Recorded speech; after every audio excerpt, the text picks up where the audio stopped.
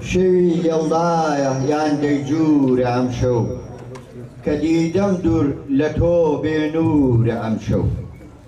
میوانە ئازیزەکان، ئامادەبوانی بەڕێز، شەوی یەڵداتان باش.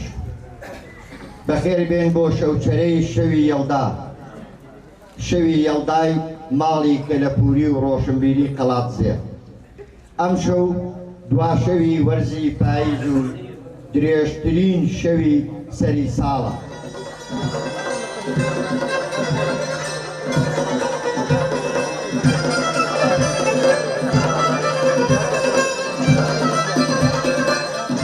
دەربارەی شەوی یەڵدا دیارە تایبەتە بە گەلانی ڕۆژهەڵاتی ناوەڕاست بە تایبەتی گەلانی ئێران، هەر چوار پارچەی کوردستان، ئازەربایجان، پاکستان، ئەفغانستان، هەتا ڕادەیەک هیندستان ئەو کۆمەڵە گەلە بە ڕەسمی یادی شەوی یەڵدا دەکەنەوە.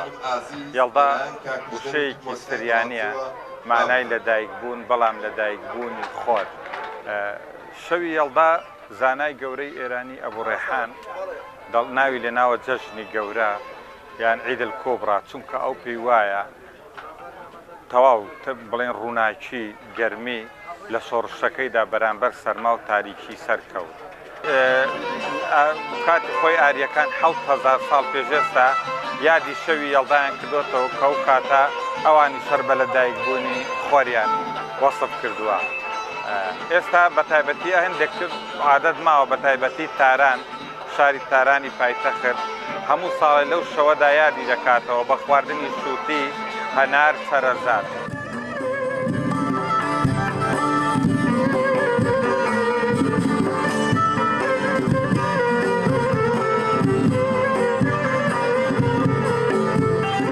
شەوی یەڵدا دوا شەوی وەرزی پاییز و درێژترین شەوی سەری ساڵە.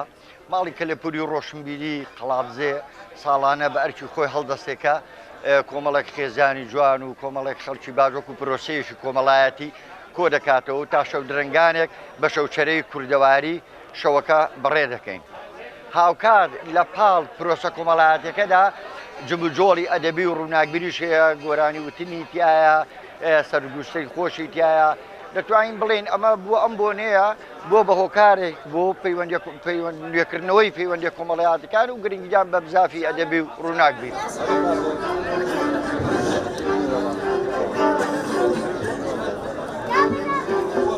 ماڵی کەلەپوری و ڕۆشنبیری قەڵاتزێ ساڵانە لەوێ کۆ دەبینەوە بە هەنگ و خۆشی لەسەری دەبین. پارساڵ هونەرمەندانی سەردەشتی هاتبوون.